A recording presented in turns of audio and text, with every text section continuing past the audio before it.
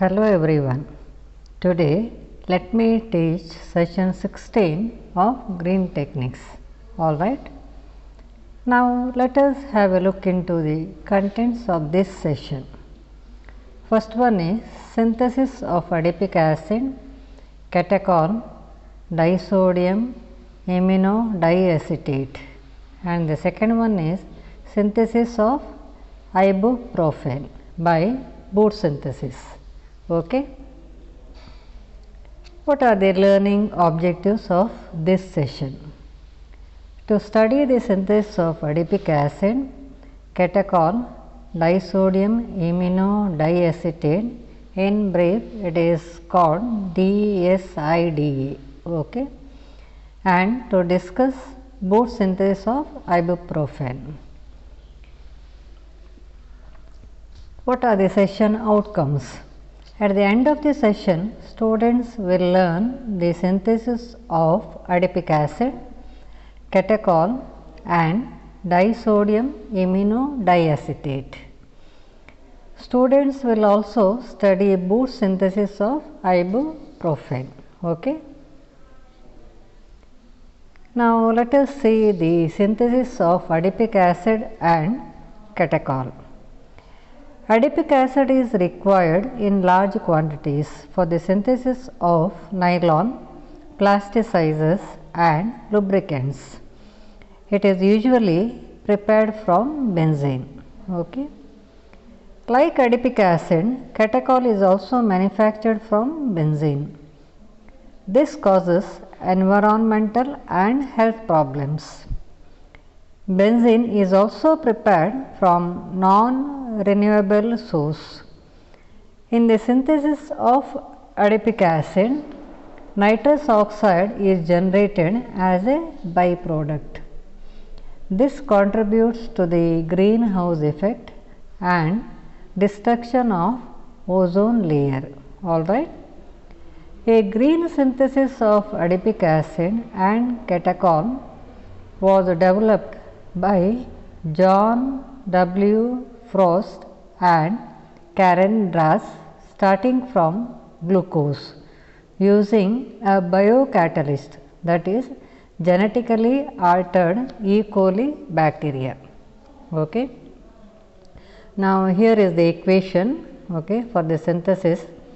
D-glucose in the presence of genetically altered E. coli, okay, gets converted into 3-dehydroshikimic acid. Okay. So, this is the formula. This, okay, converted into protocatechoic acid. Okay. This is the formula. This then converted into catechol. Okay. Catechol, this is the formula. It is a dihydroxy compound, okay, with the benzene ring, which is then converted into cis-muconic acid. Okay, this is the formula of cis-muconic acid. It is a dicarboxylic acid, which is then undergoes catalytic hydrogenation, okay, to give out adipic acid. So, adipic acid is also a dicarboxylic acid.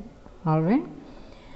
This benign synthesis of catechol and adipic acid uses D-glucose, which is non-toxic and a renewable source as a starting material. Alright. Synthesis is conducted in water instead of organic solvents.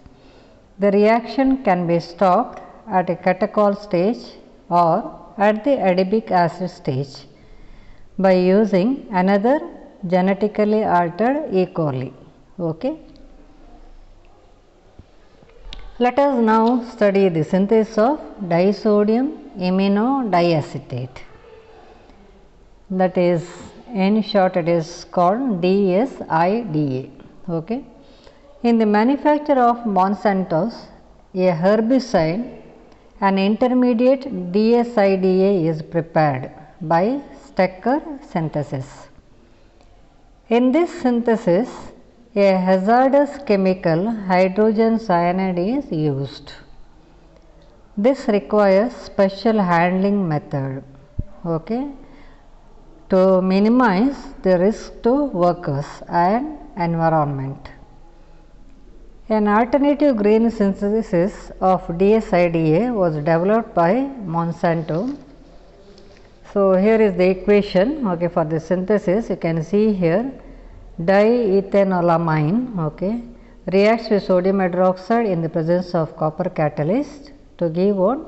DSIDA, that is nothing but disodium imino-diacetate. Okay, this is the formula. It has got two sodium atoms, one sodium atom here, one more here. Okay, therefore it is named as disodium.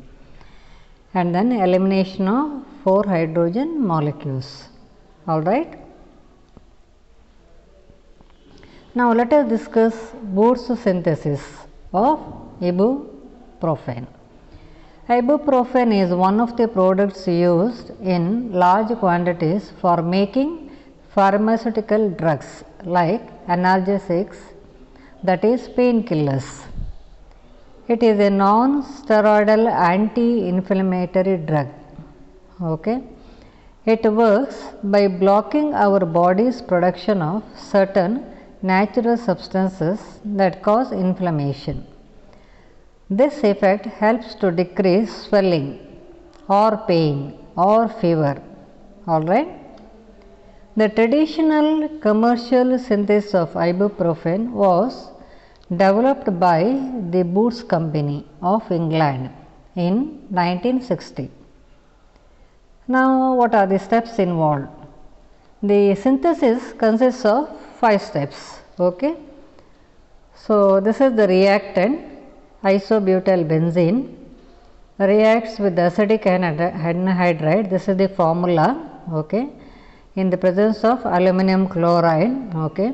This is step 1 to give 3,4 isobutyl phenyl butane 2-one. Okay. So, this is the product formed. This reacts with sodium ethoxide and ethyl chloroester. Okay. This is ethyl chloroester to give the product. This is the product formed. Okay. So, that is ethyl 3,4 isobutyl phenyl 3-methyl oxirane 2 carboxylate. Okay. This reacts with hydronium ion, that is H3O plus. Okay. This is the next step to give this product. Okay.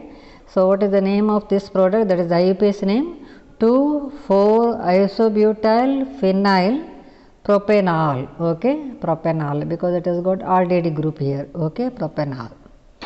This reacts with hydroxylamine and phosphorus pentoxide. Okay. To give another product. This is the product form. And what is the IUPAC name of this product? 2,4-isobutyl phenyl propane nitride. Okay. This on hydrolysis gives ibuprofen. So, this is the formula of ibuprofen. Okay. So, with this session is over. All right. Thank you.